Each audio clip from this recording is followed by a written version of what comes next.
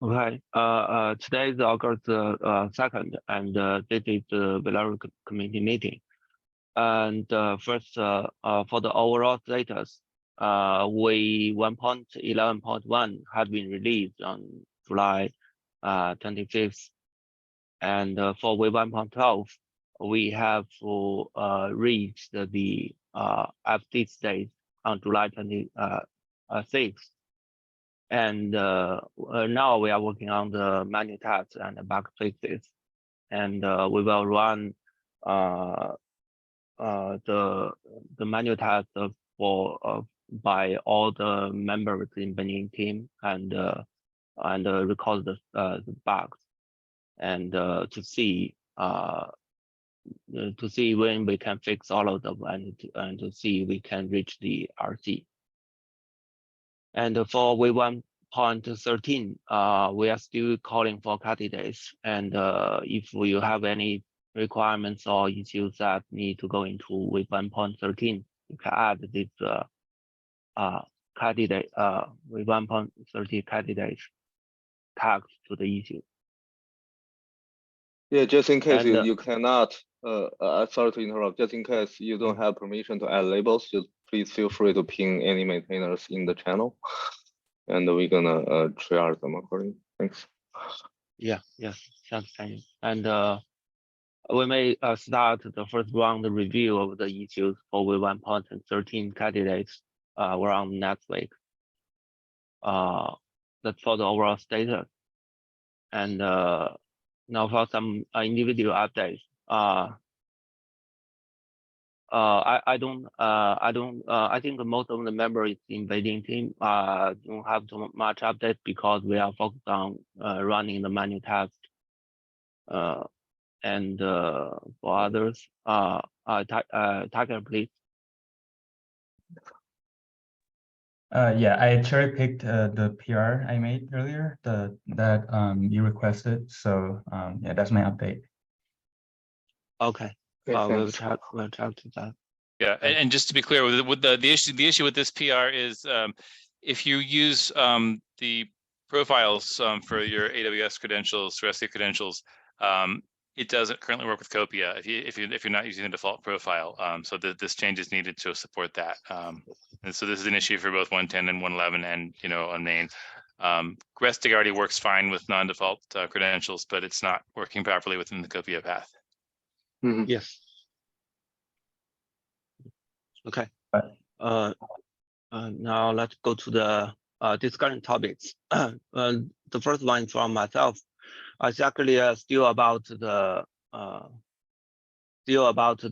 requirement for to have data more and data more data and local sample data together. And we have discussed this both internally and through the community meeting, and we found that there are some details or some complexity to make this based on the current architecture of the data mover or workflow of the data mover. So, and on the other hand, we still want to get more inputs about the feature value, the value of the feature. As far as we know, that we have clear that in the public cloud scenarios, users can preserve some local samples, and when they restore, they can select the local sample, and that will be much faster than the data movement. And besides that, we still want to know more, user cases on both on-premise and the public cloud. So if you have any, just suggest or propose under this issue or through the channel. Thanks. That's for this one. And next one, Daniel, please. Yeah, I just want to quickly double check, based on our discussion that we marked a few different candidates. You open that link. Yeah. I believe we don't have any disagreement regarding the Copia does not respect AWS credentials, because that has been dependence on the Copia, and could not retrieve CRs or CRDs in Velero server after restore in short while. I think that's probably okay, because that time window is relatively small. And but the third one, I want to double check with Shubhang. I think there's some disagreement regarding the implementation about this in the discussion of the PR. So I believe it's okay that we kick it out of 1.12, right? Yeah, Daniel, we should be good with 113 or 112 Z stream. Sorry, Say that again. Sorry. we should be good to defer it to the 112.1 release. Okay. Hey Tiger, do you have any update on this? Yeah, there's some feedback in the PR, but I'm not sure if we want like more design work on this, because there's been like some discussions. So Yeah.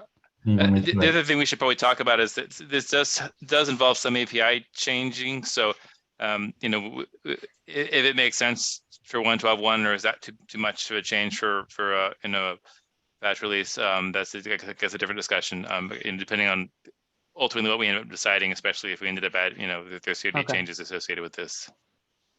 Yeah. I think I echo Scott's opinion that normally in the patch release we don't change API until we really want to. I mean, that really kind of depends on what, again, because there's some design questions here as well. You know, if the ultimate, you know, if what we end up deciding doesn't involve, you know, CRD changes, then you know, that's one thing. But I think there's certainly some. I'm not sure, but again, I guess that is the question. So Shubham, you know, if this is something that, you know, is it okay to be 1.13 versus, or is it something that we'd really want to have in one of the 1.12 releases?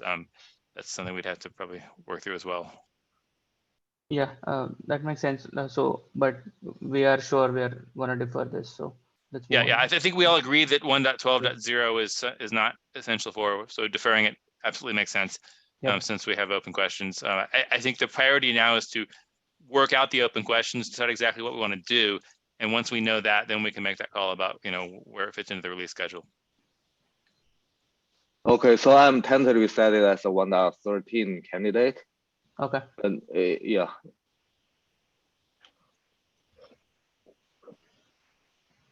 Okay, the other two, I'll handle them after me. Yeah, I think we're good for this topic.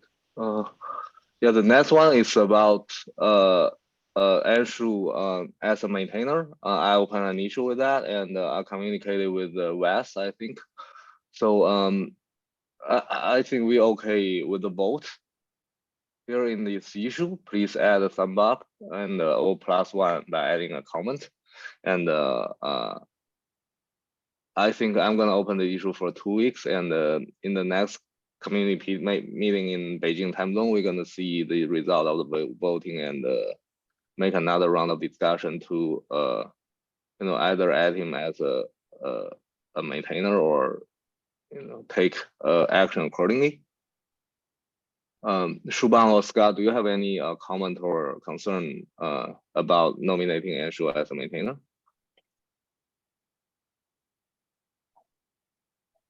No I don't concerns. have any concerns, and I'll come on the issue as well.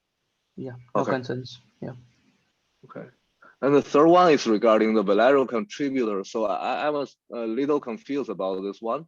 So is this mainly about the recognition or appreciation for the contributions, or do we need a custom role to allowing a certain group of users to do something? So what's the biggest issue here? I see there's some Tiger suggested the non-maintainers should be able to add labels, and I think there's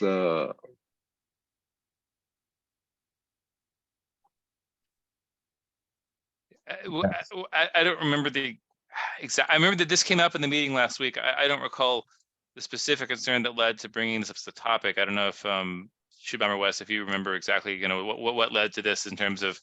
Hey Scott, I can chip in a little here. Oh sure. Yeah, please. Yeah, I think I probably brought up in some way because I wanted to assign issues. David was working on block PVC support, and I said that it would be kind of easier if I can assign issues, because Cloudcaster people worked on at least 3-4 issues in the last, a month or so. I guess it came up in that context. So the main idea is to be able to assign issues and maybe add labels. It's not about recognition. It's not about anything else. Yeah.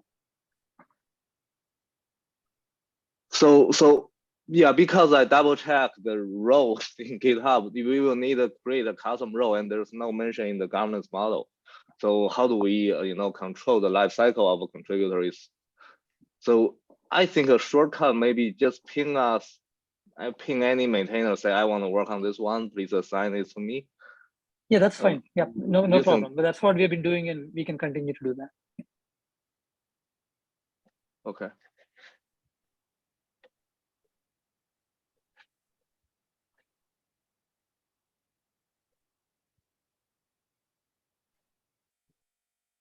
Yeah, I see, Tyler, you're suggesting to create, add some bot and to do that. I think that may also work, but that may need some investigation. If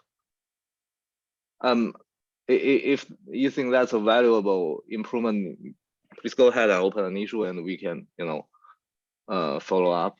That'll be easier to track. Yep, thank you. So, but I'm a little curious about this bot. So does it mean anyone can assign anyone, or this is just for the maintainers, or are there any like access control or some restriction for this command? I didn't know too much about the details for this. I don't know either. I was just suggesting that's one mechanism. Maybe self-assigning an unassigned task. That would be one thing to like say Okay. working on something. Yeah. So yeah, please go ahead and open an issue, and we can take double check. But I think in the short term, we are okay with just reach out to the maintainers and do the labeling or assignment. That sounds good. Yeah. Okay. I do think that there's I have seen in other open source projects where you have like maintainers, reviewers type of split, where you'll have folks who are working their way towards maintainership get reviewer rights. That will allow them to approve certain PRs and be one of the approvers on a PR, and you can make it so that like they can approve like a subset of the project. So like only in the plugins or something. That could be one thing that you could consider, just as like a stepping stone tier to maintainership. But if no one thinks we need it, I don't think it's, there's a lot of infrastructure that needs to be built up to allow something like that. So if it's not necessary, I would be, it might not be worth it, but I just wanted to bring it up in case somebody thought it was useful. Yeah. One challenge here is that we all work on the product, like at least for me, that I'm working on the product part-time. So just really don't want to make it too complicated in terms of the overhead in governance. If you are okay with current maintainer and all the permissions, I think we just keep it as is in the short term. And if that suggestion you think it's really a strong requirement, please feel free to open an issue. And I think open an issue is the biggest way that to have visibility to everyone, and we can triage them and make decision based on the discussion under the issue. But for this one, I'm just gonna leave it here and let already know that for the short term, we are not creating this group. Okay. I would also add one other thing, is that specifically to the comments around, to Sean was saying about if we wanted to allow contributors to, review PRs, that's a conversation that, an issue there would primarily be, this is not one of automation or of groups, it's one of what's the governance doc say, because the governance doc right now says 2 maintainers must review. So to change that is to change the governance doc. So that would be a conversation around if that's a change we want to make functionally on the governance side, then we can figure out how to implement it on the GitHub side. Yeah. I would agree that if we are to make any significant change, we want to change the governance, the governance doc first, and then take it reflected in this process. Is that what you're suggesting, Scott? Yeah, I mean, and the we governance doc discussed does that. mention contributors. It's just that there's not really much. I mean, it's not very clear as to what the role would be, what permissions they would need. It's more of a vague kind of reference to those that contribute to the project. There's not much in the governance doc around contributors right now, but they are mentioned. Okay.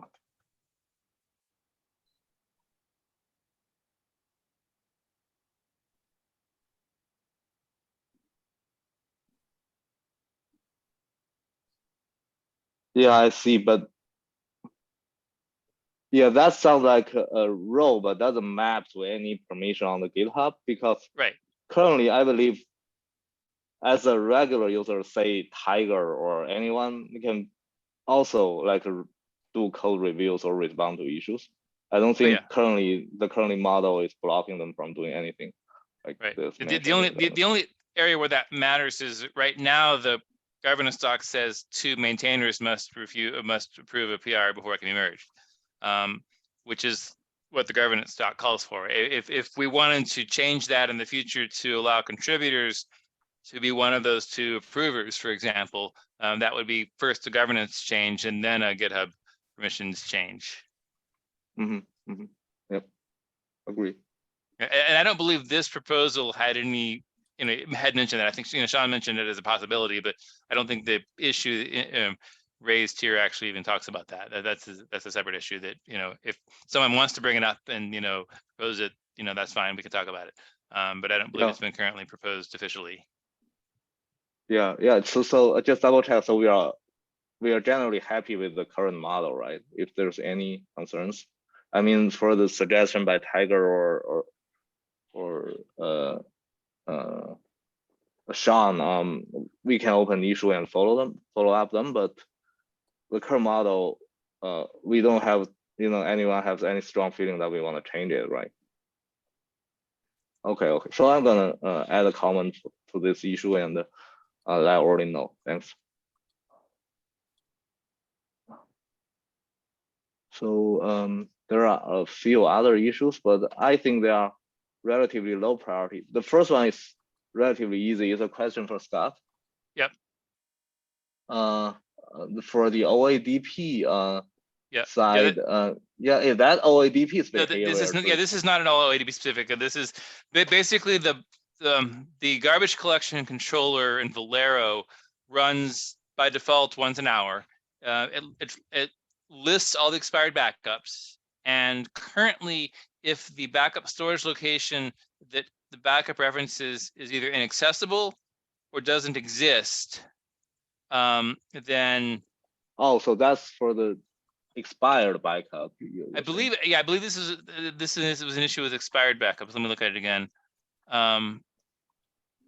So I mean, I just want to double check with you. The OATP will not try to delete it again and again. No, there's no OADP code that does anything with deleting backups. This would be all Velero, and I believe the issue here is the backups are referencing a backup storage location that no longer. Yeah, backup cannot be garbage collected because backup storage location. Yeah, all that doesn't exist. So basically, we're not actually. I don't think we're actually creating delete backup requests. We're just. So I think the title is slightly incorrect. Basically, the garbage collection controller runs once an hour. It loops over all expired backups. If the backup storage location doesn't exist, it logs a warning saying, I can't delete this now, and moves on. If the backup storage location is available, then it creates a delete backup request, and then the backup deletion controller handles it. But right now, and my understanding, this is the way it's worked since before I was on the project, but my understanding for this is the idea being the main point in expiring backups is to delete, remove the storage in S3, you're not using it in the bucket anymore. If the BSL is not available, we can't touch the bucket. We can't clean up anything. So certainly if the BSL exists, but it's unavailable, we should wait until it's available because there could be a temporary network issue. If it doesn't exist at all, you could make the argument that Velero should just delete the CR and forget about it. That would be a kind of a request that would be to change the functionality. but that would be a little hard to tell. So yeah, I'll double check. I think probably well, it's okay that. Yeah. The only thing Velero can do is, does a BSL exist with this name in the cluster? I mean, you can't prove the bucket doesn't exist anymore. All you can say is there and so if a user goes in and deletes the backup storage location from the cluster, then Velero has no way of accessing that bucket. So right now, garbage collector just doesn't delete it. So I think what's happened is, and I've seen this with OAP, other OAP users, they have some backups, then they decide they're going to stop using that bucket. They delete the backup storage location, create a new one, and then these little backups, when they expire, Velero can't delete them. Well, clearly Velero is not expected to be able to clean out a bucket that no longer has a reference. But when they do a Velero backup get, and they see all these backups that should have been expired, this example here shows failed validation because the BSL doesn't exist, so they're never cleaned up. They can just do a delete the CR because there's no bucket data associated with it. So Velero could say, we could update things in the garbage collection controller and say, oh, the BSL doesn't exist, so we're going to delete it anyway. And when we say delete it anyway, this is going to be a limited delete. We obviously can't run the delete item actions. We can't clean up restic data. We can't remove the backup tarball. All we can do is remove the CR. Yeah, I personally don't think that's that has a both sides of good and bad. But if the garbage collection controller decides to remove the CR without touching the BSL because it's not available, then the thing may be orphaned there or forever. But if garbage collection just silently failed and tried in the next cycle, it's possible that the user can do some debugging, create the BSL accordingly, and then garbage collection can handle them. Right. And exactly. if he decides that the BSL, I will never touch it, I'm fine, so he can use kube control to delete the CR. That's not very hard. So I think a compromise may be useful here. That means number of retries, right? Some configurable number. But then we would need to, because that's baseless, so we need to record the number somewhere in the config map or something. Yeah. No, you can record in the backup itself. Even today, you could have an annotation to backup. Failed deletion attempts as an annotation on the backup. You could do that. Yeah, maybe not just a simple retry number, because right now maybe the backup storage location does not exist, but afterwards the user may so we need a mechanism to re-trigger the backup deletion when the right. So you will have n number of retries, and you can default to like 0, which means try forever, which is the current behavior, and you can let users change it if they want.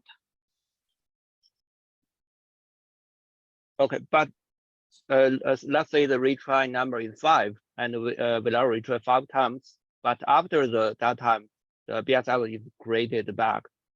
That's still a problem. Yeah, I think that's a matter of decision. So what would happen there is that after the 5th time, if you say deleted it after 5 times anyway, after the 5th time, we would just, the Velero would basically delete the CR but not touch the bucket. So if the BSL did come back, then the backup sync controller would resync that to the backup. It would be expired, and then the deletion controller would delete it from the S3.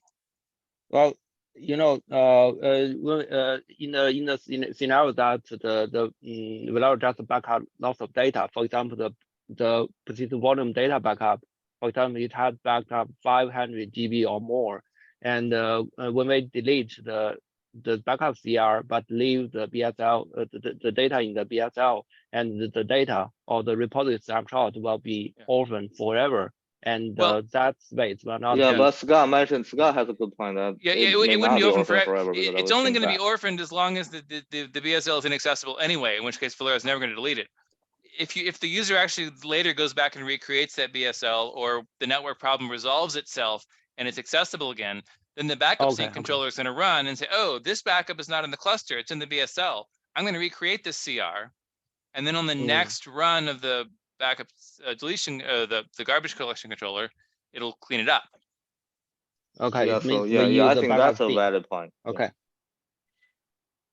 Yeah, I mean, I'll I follow think up. Yeah. the other point, you know, you don't want. I think we don't want to change the default behavior because you know you don't want this to suddenly change. But I think if we added something, some kind of some server setting, for example, for a number of retries, where the default is you just retry forever, and basically if you set it to 5 or 10, then every time you fail, you increment that number.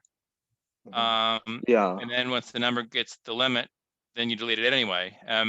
You also need to change the backup deletion controller code, because right now, if you create a delete backup request and the BSL is inaccessible, it'll fail out and not do anything. So you'd probably need to add either an annotation or a field in the delete backup request, kind of a force option spec field, to say, I want you to delete this anyway, even if the BSL is invalid. And just delete the CR. So that would be an API change. So this isn't something you'd want to throw into 1.12. But I think that approach could probably resolve this. That way, the default behavior changes for nobody. But if you choose to set, max garbage collect delete deletions, then once you hit those number of deletions for a backup, you delete the CR and move on.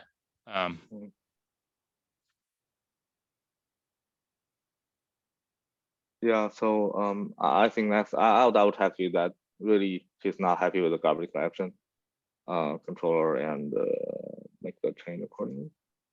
And the next one is just a very early checking the thoughts, because I used to think we are over the time when we're adding more and more attributes to the CRs, I found these attributes become to conflicts with each other. One example is the existing resource include exclude resource flags. And the other background is we are trying to deprecate RESTIC, so there are many RESTIC related attributes will not be making sense anymore. So what do you guys think? Is that a good idea that we thinking about bumping up the API version of Velero from V1 to V2 Alpha 1? I did some investigation, but realized that even for Kubernetes native resources, they are really reluctant to do the bump up. They are still trying to adding new attributes and deprecating things without changing the version. So yeah, I mean, I would say I would wait to actually increment it until you actually make that breaking change, because you don't want to increment it and then later make a breaking change and then you have to increment it again. So if you're adding a new field, for example, and as long as that field is optional in a previous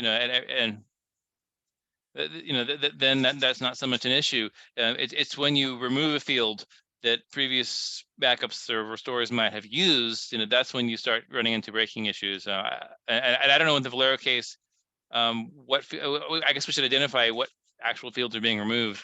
But for example, I think right now the field in the backup where it says whether you're using copy or RESTIC, that's not a field that we necessarily remove, but once we remove Velero support, if a user, RESTIC support, if a user specifies RESTIC, that'll be a validation error, but that field still exists because we might in the future add another file system backup other than Copia. So I think we wouldn't want to remove that uploader type field, for example.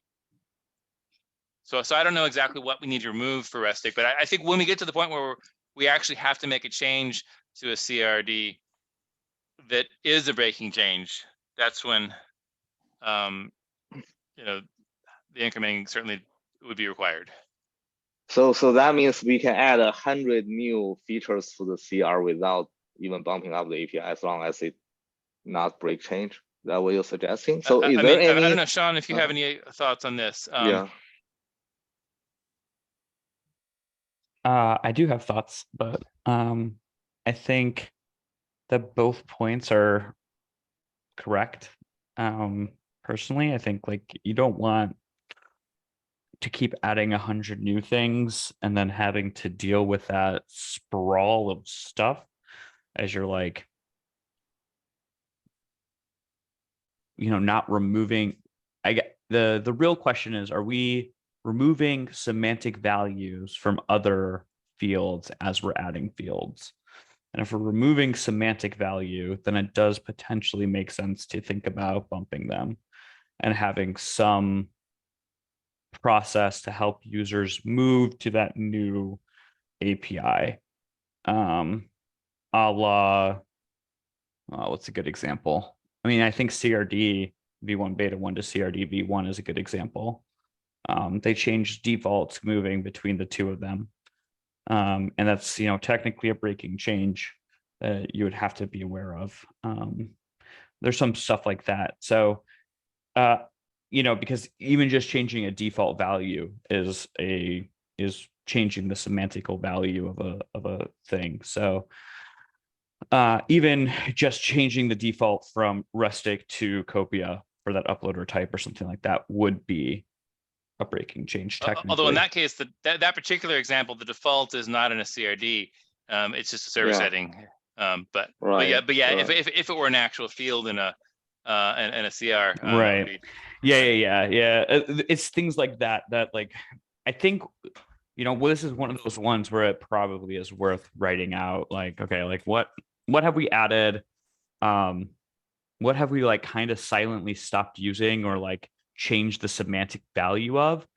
And how would we, if we were going to make a V2, what would the conversions be between these new fields and that kind of thing? Because I think when you're thinking about this, you can't just bump it and then remove the old one. I think you kind of have to have them exist for 2 or 3 releases simultaneously. And also, it's not so much a thing, we've made a lot of changes over the past 4 years. Now let's bump it now. Because bumping it means I'm making a change now, not I made a change, 3 versions ago. And so if this is an opportunity to simplify the API, to remove some of those fields that are no longer relevant, that's where it's a breaking change that makes sense. If there are areas where we want to, refactor and kind of redo some of this stuff that's, makes it easier for users to understand, because maybe we have a bunch of these random fields that we've added, in response to individual user feature requests over the last 4 or 5 years, in a kind of haphazard way, which is, you do that one at a time. You add this, you add that, because you need the functionality. But if you really want to go to and go from a V1 to a V2 Alpha 1, that's an opportunity to refactor it in a way that makes more sense. It's easier to understand. Maybe has fewer fields. Maybe there's some features we don't use anymore. But then to Sean's point, you then also have to have the two coexist side by side, have a way of converting from one to the other. So there's a lot. It's a lot more than just declaring a new API version.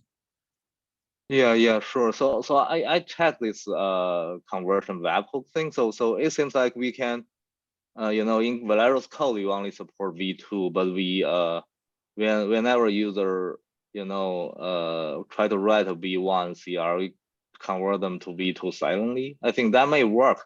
But I'm really curious is that when I look at the current status in Kubernetes, people are still making change to the V1 native resources. Which is a little surprising to me. So adding fields is not a breaking change and is completely reasonable to do on a V1, and it is what a lot of what the APIs do. So they'll add fields, And then Yeah. and then it gets weird because it's like, oh, this new field, let's call it you had a field that was like a singular value, and then it's like, oh, actually we need multiple values. So you add a new field that's a multiple, like things instead of thing. And then now you have to say like, oh, if thing is set and things Yeah. is set, then we always Right. take things. But if just Yeah. thing is set, then we actually add it to things. And if things is set, then we use that. And like, Right. yeah, right. Like, Yeah, and yeah. and I eventually had to you deal with wanna- that. Yeah, services did that with Yes. like the I don't know IP address or something. I remember Yeah. dealing with that. Yeah, when they had Velero, to we had add when they had to add IPv6, I think they had to do something like that. And that's like completely reasonable to do. And I think it's also reasonable that if we have a bunch of stuff like that over 5 years of adding features, that we say, let's look at what a V2 would look like, and maybe it makes sense to do this. So I Right. think the exercise is 100% worthwhile. Right. But I think yeah. you got at the key there. It's not that adding fields means you need to increment it. It means after you've added fields for a number of years, you say, Yeah. oh, it's Yeah. now time to simplify this. It's now time to refactor this into a smaller set of fields that does everything we need Yeah. and makes more sense and has a clear conversion. And that's Yeah. when you make the V2. So Yeah. I don't know that we're there yet. I don't know. We have to look at the list. You know, are there fields that we don't Yeah. need anymore? Are there fields Yeah. that we Do can you- combine and simplify into a It- V2? Are there That's specific things that you were looking at with this V2 move that you would want to do? Or is this more Mhm. like, are we ready to like, do you want to do an exercise, or do you have specific ones that you're thinking about as far as the API is concerned? changes to make. Yeah. Yeah. For example, in 1.11, we introduced some include exclude filters, which does not work together with the older include exclude fields. Okay. And as I mentioned, there are some REST specific fields. Yeah. If we remove REST from Velero, those fields doesn't make sense anymore. And the third reason is that we are with Yonghui, we are discussing some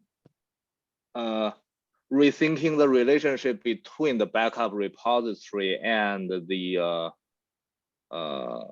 backup storage location. We saw there was some problem in the original design. We are trying to change it.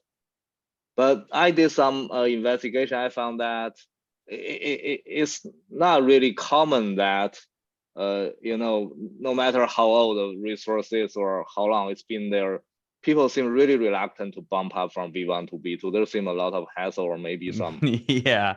issues. It's Yeah. to give you the hit, like every time. I think Kubernetes from like 1.0 until what was it, like 1.15 or something, never bumped like deployment, or like whenever deployments were added with, I think it was like maybe 1.3, 1.4, right? Like they never bumped deployments to V1 until like 1.15, like multiple years after. Right. So like they've kind of set the standard that like once you create an API, enough people use it, like you never change it. And Which then I eventually think we is have to. yeah, and I think which I think to is that what you're point, seeing. Which I think is what if you we are do need seeing. to change it, we can be strategic about it. Like, okay, maybe we need to change backup repository in BSL because we're going to make some breaking changes there, but we're not changing backup now, so we don't need to touch that one. We don't have to change all of them at once. We basically, if a specific CRD needs to be simplified, needs to be kind of, if we need to make a breaking change, that's when we would increment it. For example, if we're talking about simplifying, the whole label selectors or label selectors thing is another example of, the or label selectors can fully replace the original one by just specifying one. So that's another field that you can totally remove. With these rustic fields, are there any analogies to like other file system backup tool fields? Or are they like very, very rustic specific? Not in the name, but like the actual like semantic value of what they're trying to configure. Yeah, it's not just name, it's also the format of the value. But there are several details to it. Okay. Yeah, but I got the point that we are not bumping up the versions all together at once. We should try incrementally, like And yeah, we Right. should be really careful with this. Yeah, be careful with it incrementally, and also do it only when it adds value. You know, Yeah. don't do it just to change it, but if it makes sense, like, you know, oh, this CRD now has 30 fields we don't need, because we've added new ways to specify the same things, and we don't need to keep all of them around. Then we can say, okay, from this version forward, no, from this version of the CRDs forward, we're no longer supporting the old way. And with, you know, this label selectors is an example where it's easy to do the conversion. If it specifies the old way, we just use the new one. You'd have to make sure that, for example, with includes excludes, if you wanted to drop the old way of doing it and only do the new way, that there was a way to validly map, you know, the old way to the new way programmatically. So you can convert that. Sure. That's the conversion webhook. But And that's where okay, it yeah. might get challenging, because if you just have a list of strings that says these are all our resources, and you know, we have to say which ones are, you know, cluster scope versus, you know, that could be pretty complicated. And so we'd have to figure out whether it was the value of simplifying is worth the complexity of dealing with the conversions. But those are all case by case situations that, you know, you don't handle in the big conversation of do we want to deal with incrementing, but say, oh, here's a problem. This CRD needs to be updated and simplified to solve these problems. Let's talk about the issues, you know, field by field or whatever. And do we want the B2 there?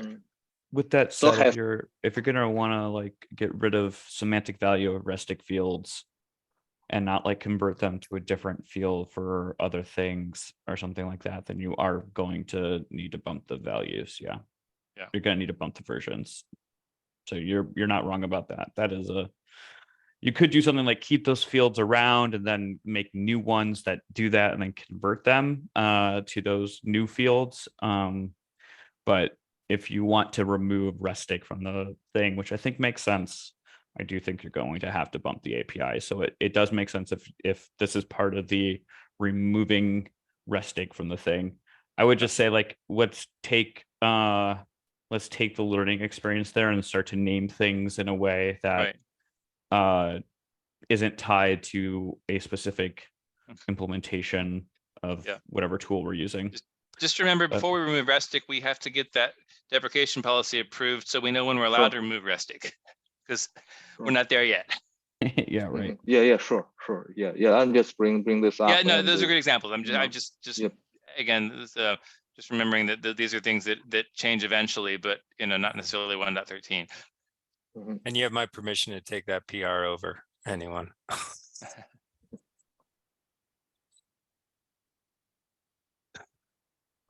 Okay, so yeah, thank you guys. And probably in 1.13 after the discussion, we probably will not do any bump up, but yeah, we should look into it and have a plan and, you know, do enough communication before we take action. Okay. I think we can move on. Okay. Thanks. And the next one is about the dynamic support, the block level or block mode volumes. So we have some discussion here, and is there any more comments or more? I wanted to one, advocate, and two, get a clarification. That was tagged need design, and it made me fear that perhaps that would need to go to the next Y release, the 1.13. And I wanted, if there's no API changes, and we're able to come with a little design. So you're saying that you want this to be in 1.12? 1.12 something, not 1.12.0. Not 1.12.0, where there's not time for that. But in other words, if this is a change that can make it work with no API, no CRD, no user visible changes, it's something we could fit into a patch release. 1.12.1, 1.12.2, whenever it was ready. But then I think, Yonghui, in our discussion, that there seems to be some mismatch in terms of understanding, like what's phase zero, and will we really want to do the phase zero, right? Yeah, actually, the current implementation is actually not compatible with our target of block level backup. So actually, I have clarified our targets here, but I would say that the current approach will not support that, and it means that we can make the block level volumes backup basically work in the for the data approach, but finally we will have the final block level backup solution, and that I believe that we will not be able to use this one. So, but on the other hand, that the final solution will be need to be done step by step because it have dramatic change for the architecture level and also for the report format. That's the reality. So about the phase 0, as we have discussed here, it's like we can let the current solution go or approach go first. But finally, we will have that. We will replace it with the final solution. That's what we have discussed. But so when we introduce about, the final, the final implementation, that means we're gonna break the change in what's in the phase 0, and that's okay. Actually, it will. that- Yeah. Actually, it will replace. I think we're talking about is here's something quick that we can do now that's not ideal, but it will be the difference between a user that has block mode volumes, not being able to use Velero versus being able to use Velero, even if it's not, perfect and performant now. And then in the future, yes, I think we all agree we want a better solution. And even if that's a breaking change, then that means this phase 0 code may be throwaway code. And then in 1.13, for example, maybe we don't use that anymore. I think that's fine. That's right. That's exactly right. Let's not let perfect be the enemy of good enough. If we can get something in that doesn't change APIs that allows certain users to be able to back up volumes that they currently cannot back up at all with Velero, that's a good thing. Knowing and making sure the users know, and then when we document the support, this is not the performance here will not be as good as the eventual solution. We're going to change this in the future, but this should work for now. Yeah, I support that, Scott, and I can give a brief update on what David has been able to do so far. He added a bound point to this, to the node agent. So far, I think the pods, right, that host Velero kubelet pods that only contains the file system volumes. So he's adding the kubelet plugins, and then he's able to read the device successfully. And now I think he just needs to implement the uploader just to make full copy. I think that it's a file, not a device. So that's where the the changes are currently are. So it will be without any API changes and without the user visible changes, just like you said. So it's going to be like phase 0. I agree.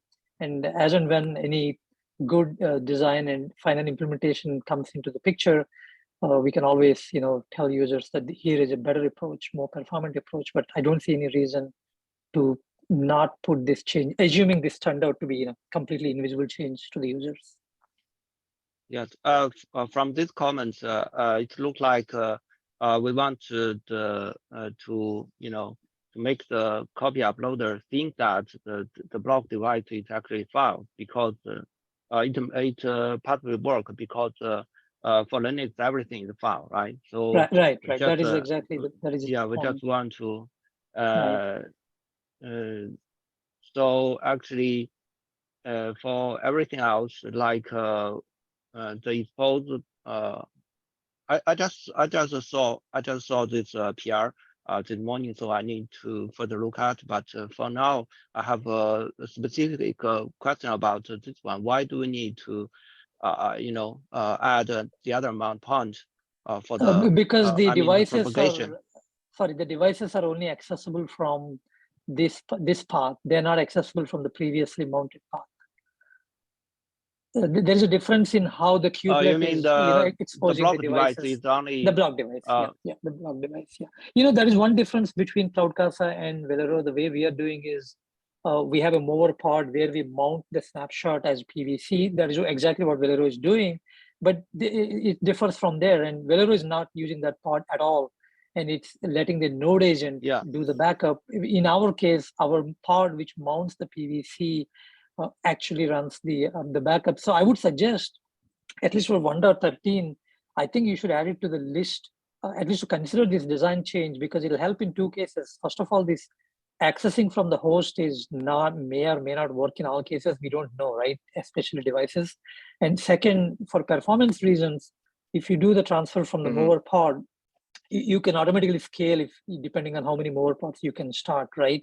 So I highly, because I know that you're asking for 1.13 roadmap items, I would recommend considering this as a design change, because keeping the node agent do the backup is not necessary, right? Once you have the PVC from snapshot.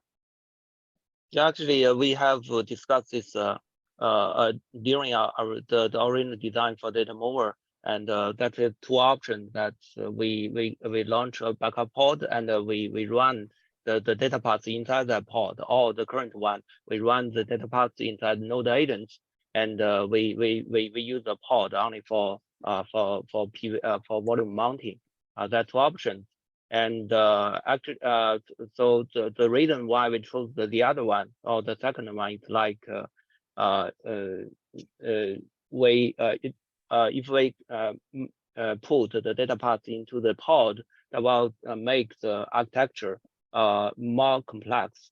That is for one reason. And for the other reason, for the concurrency control, actually it doesn't mean that the more in parallel tasks or backups run together or in concurrently is better, because we need to control the concurrent number, because the backups are consuming resource, CPUs, memories, and network throughput. So we need to have a better way to control that. And right. I think the pod, I remember one issue where somebody's talking about using the Kubernetes jobs for running these backups, again, just to help with the scalability, concurrency, and all that. And you already are halfway there, right? Even a job starts a new pod, and you are already starting a pod. So you did half the work.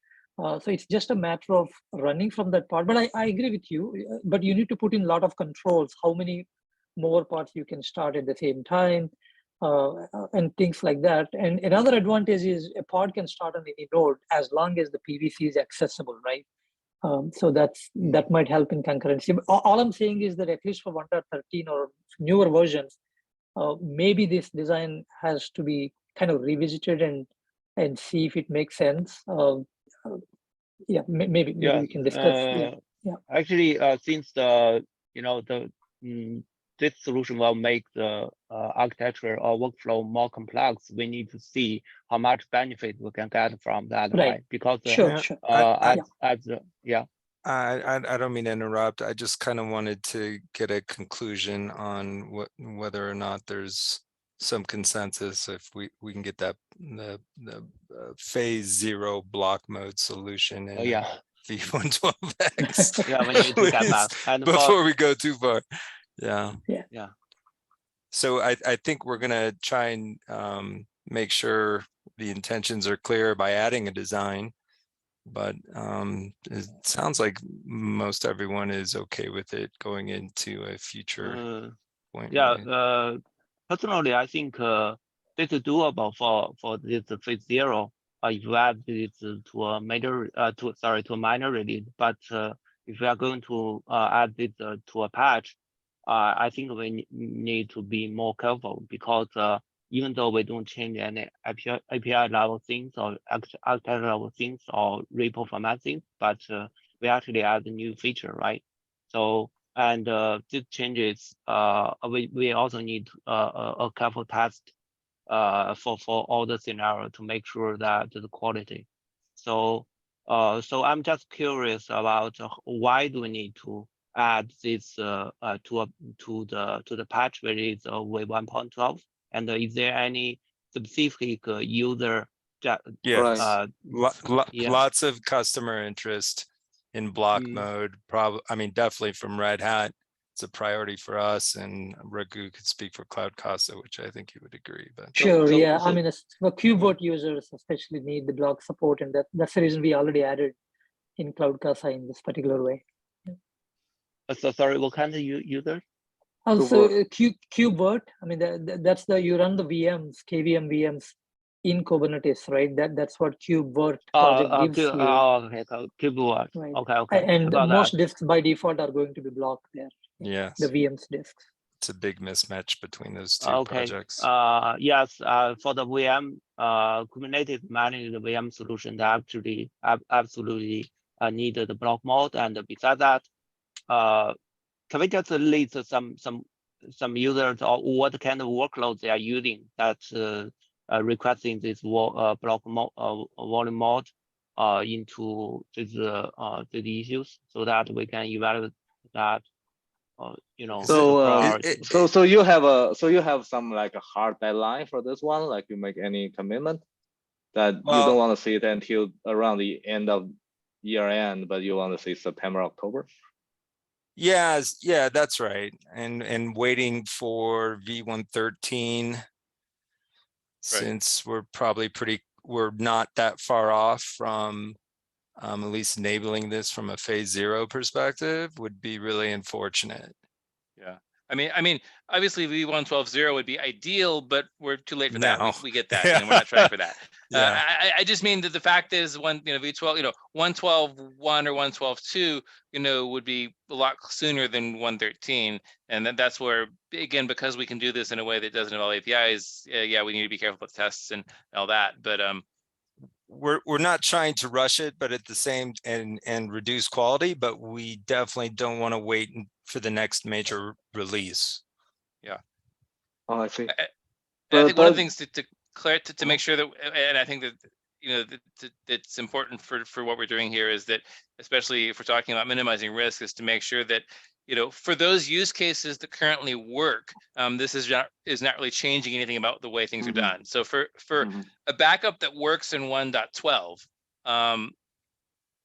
this shouldn't change anything about the way the backup is made. And so most of the risk of bugs here, in theory, should be and for those use cases that are broken anyway. I mean, again, obviously testing is needed, and all that too. But that's the hope here, is that we're trying to, fix things that are broken, but be very careful about minimizing changes to things that are currently working.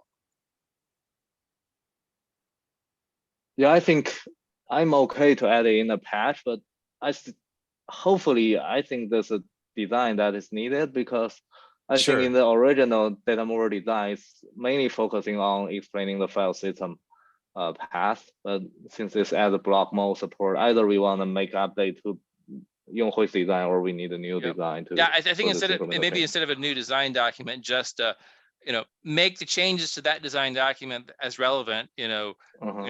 Because that design document specifically says block mode is not in scope, and so if we're making it in scope in a limited way, maybe we could make references to that. I don't know that it needs to be a separate PR, or just this PR should include the design changes. But either way, I think it does make sense to update the design doc to reflect this. And I think also I've heard folks discussing a user's ability to turn this feature on or off. And that could probably limit the scope of. Of course, that also that limits the scope in one sense, but now that makes an API change. Oh, okay, that's fair, Scott. Yeah. Sorry. Yeah. I retract my former statement. So then to follow up, let's write a design, and we'll see to schedule it before 113. But even with the design, we decided to put in the patch. It may be 112.1, 112.2, depending on the progress. That's fine. Let's just get the design approved, first, and then we put the implementation as one step at a time here. I think makes sense. As long as I think most of what we're looking for is that a kind of a general idea of no one's opposed to putting this into one of the 1.12 releases. Correct. We're not saying it has to be 112.1 because we don't even have a it's not done yet. So, but I just want to quickly add, Scott, that this is like a POC at this point, work in progress, right? So let's have the POC work, and then we know what works, and then we will propose that as the design, right? I mean, that makes sense. I mean, I think it makes sense to work on the POC at the same time. Go ahead and get a quick design PR out there, at least the modification to the current design, just so that there can be discussion around that. I'll hopefully have one of those up tomorrow. Is my oh, goal. okay. Yeah, Thanks. I will. Yep, I will hopefully have something up based on our conversation. Cool. That we had the other day, and I will get something up and make sure that we cover some of the intricacies of everything. Yeah. Okay. So we'll follow up in the next meeting at this time. I had one more quick question. Red Hat is we got a talk approved for Shanghai. We're considering getting some engineers out there, and one of the primary reasons we'd want to come out there is to visit, mingle, and design and code and hack with some of you folks. So does anyone on the call know if they're committed to going to Shanghai at this point for KubeCon? My proposal is not approved, unfortunately, but Jolene, I think we double check with the senior managers. I think currently the policy is. Yeah. I have asked the senior manager in VMware for several times to whether we can have some budget to support the Velero to attend this event, but I didn't get a final response on this. I will follow up with internal VMware, and if we got some information, we can have some team member from Beijing Velero team to attend the KubeCon. We will share with you guys. So with that said, it is possible that none of the Velero team member in Beijing will go to Shanghai, right? I need to check this again because situation is always changed, right? Yeah, but due to the background that we are being acquired in the position, so yeah, this quarter getting better may be a little difficult. Okay, well, that's how it is. Thanks for the update. That's it for me. I think we're good. Okay. Did you have okay, I think we're already over time, so I won't take much. I mean, Scott already approved this, so if somebody else can take a look and see if it can make it to 1.12, I think it'll be very useful for people, because a couple of people already asked for it in Slack, and I think it's missing, right? Yeah, this is functionality that was already added to the API in 1.11, or actually earlier than that, I think. Yeah, even before, I think. Yeah, with 1.9 actually, 1.9. I think. Yeah. But it was never added to the CLI.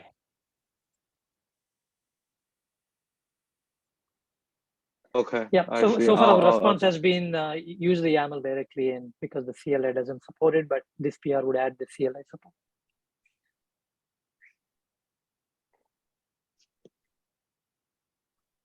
So you want this one to be in 1.12 or?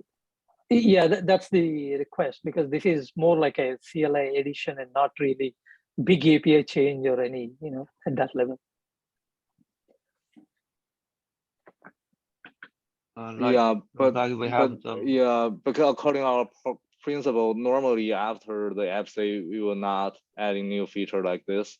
So is that okay? That one also be scheduled in some patch release, if this is really important. Okay, yeah, that's fine. I mean, it's mostly based on the user's request in the Slack. Yeah. Yeah, as long as I mean, if we consider it small, I mean, again, even though from a CLI point of view, there is a small API change, but it's an addition. It's not a removal. I wouldn't have any it's not a CRD thing. So I'd be fine with putting this in a patch release as well. Something that we could be, 1.12.1 or 1.12.2, whatever. Okay.